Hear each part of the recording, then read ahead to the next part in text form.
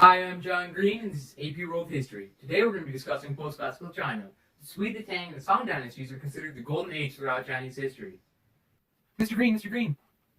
Yes, younger self. Didn't a woman rule and interrupt the Tang dynasty and create her own dynasty? Yes, actually, Empress Wu took control during the middle of the Tang dynasty, becoming the only woman to rule during 2,100 years of imperial history. But anyways, today will be about the revolts, wars, religion, politics, cultures, trade, economics, and technology during the Chinese Golden Era.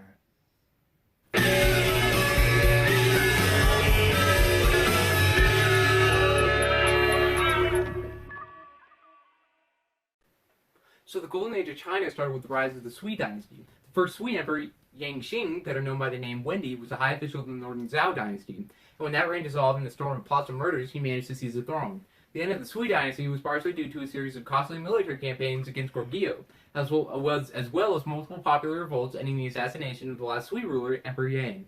Out of the ashes rose a military commander named Li Yong, who became the Tang dynasty's first emperor.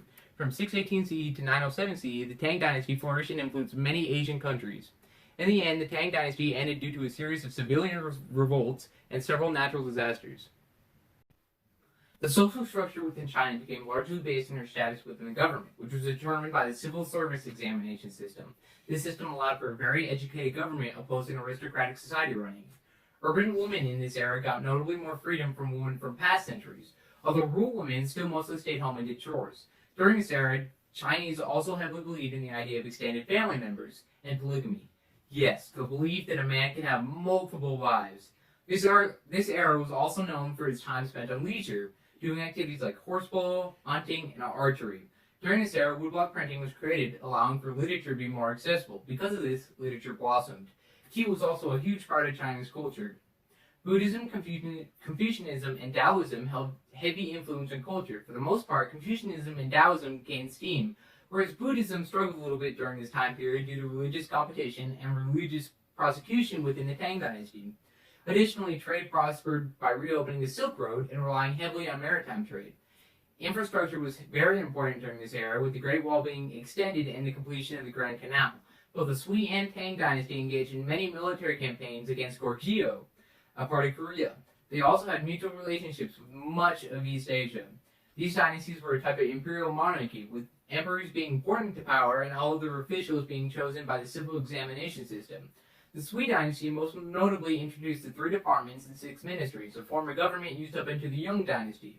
Many inventions were created during this period, including woodblock printing machines, automatic wine machines, air conditioning, alchemy, gas cylinders, and many others. Another revolutionary development was the introduction of building codes, allowing buildings to be constructed properly and safely. Communication mainly took place through ancient Mandarin or written through the Kinun system. The Sui dynasty economic prosperity mainly relied on the trade through the Silk Road and sea trade. The Tang dynasty was semi-socialistic, but during its regime, it implemented many helpful reforms, from everything from agriculture reforms to tax reforms to make the economy better functioning.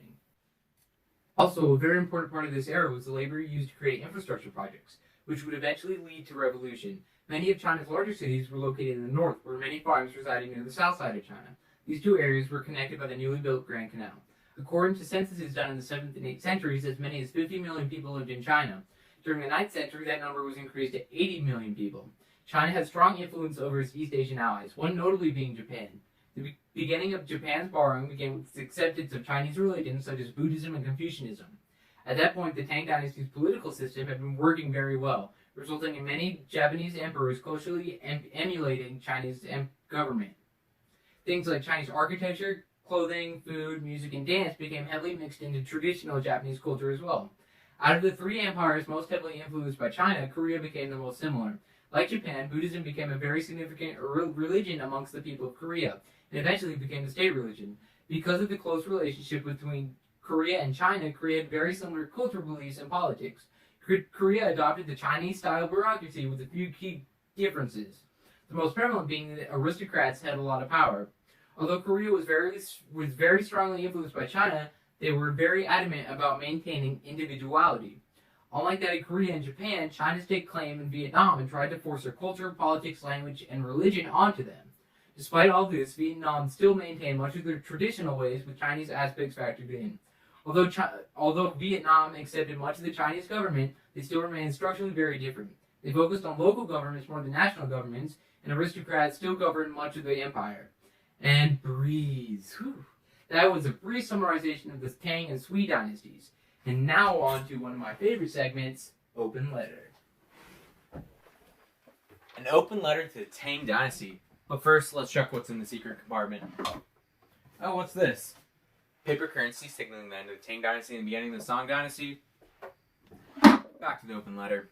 Dear Tang Dynasty, you are a great dynasty, full of technological advances and governmental reforms, but like all great dynasties, you had to come to an end. The Song Dynasty replaced the Tang Dynasty in 960 and ruled for more than 3 centuries. The Song Dynasty was established by Emperor Taizong of Song with his takeover of the throne of later Zhao, ending the 5 dynasties and 10 kingdoms period. It was a period of political and military turmoil with opposing and often aggressive political factions formed at court that hindered political, social, and economic progress. Wang Yashi came to power as second privy councillor in 1069, and it was there he introduced his reform policy that included, but was not limited, legalist cheap loans, government-assisted irrigation, tax landlord, and scholarly classes, mercenary forces to replace army, and education. After the death of Emperor Xingzong, Wang Yashi lost his support, and his reforms started to become opposed. Eventually, Neo-Confucius came to power and began to also overturn Wang's reforms, which led to deteriorating economic conditions and peasant unrest. The army was no match for increasing threats from the north and bantering and rebellions from within. Eventually, the Jurchen Jin dynasty invaded northern lands of the Song dynasty from Manchuria and forced the Song to flee south. This led to the creation of the Southern Song dynasty, which is said to be one of the most glorious dynasties in Chinese history. Of course, like all the Chinese dynasties, the Song dynasty operated under a monarchy.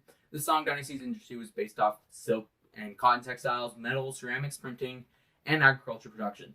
These industries also happened to be a large part of the Song dynasty's trade, and this was accomplished through silk roads and shipping routes, which brought economic prosperity. One of the most crucial reasons why the Song dynasty saw so much economic prosperity was the invention of the first paper money and the first banks. And this leads us into the Song dynasty, one of the most innovative and inventive dynasties in Chinese history. With gunpowder newly invented in the Tang dynasty, a whole new world of technological advancements became possible. Some of these advancements included the evolution of the early flamethrower, explosive grenade, firearm, cannon, and landmine, which enabled the Song to ward off their militant enemies until the Song's ultimate collapse in the late 13th century. Yet another important invention during the Song dynasty was the first compass that truly pointed north, which helped to aid in sea travel and maritime trade. Yet another important invention was the abacus, which helped merchants count their profits and tax collectors keep track of their revenues. The language that was spoken at the time and also written in was Middle Chinese, which evolved into modern-day Mandarin. The Song dynasty was a very culture-rich and sophisticated age for China. They saw great advancements in visual arts, music, literature, and philosophy, which enhanced general Chinese culture. They were able to make new advances in developments in landscape and portrait paintings. During the rule of the Song dynasty, there was an even greater emphasis placed on the civil service system of recruiting officials. The civil service system was based on the method of using examinations to test individuals with literary education to see if they were fit for government.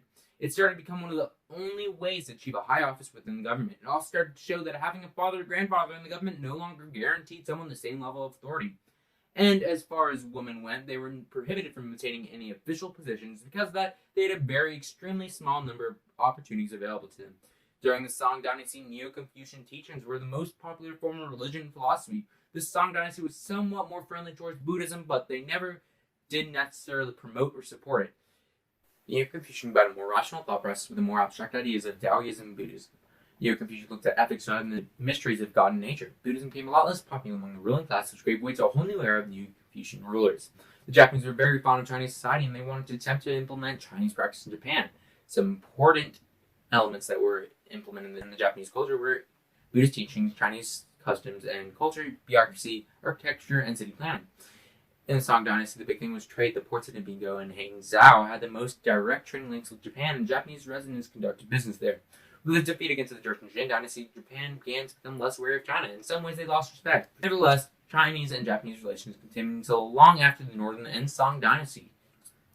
Both the Song dynasty and Korea shared a lot in common. They were both very strong supporters of Confucius virtues. And during the Goryeo dynasty, Korea even began to implement their own civil service system. Trade with Korea flourished through almost the entirety of their relationship. The Song exported such items as silk, books, spice, tea, and medicine, while Korea sent back gold, silver, copper, ginseng, porcelain, and pine nuts.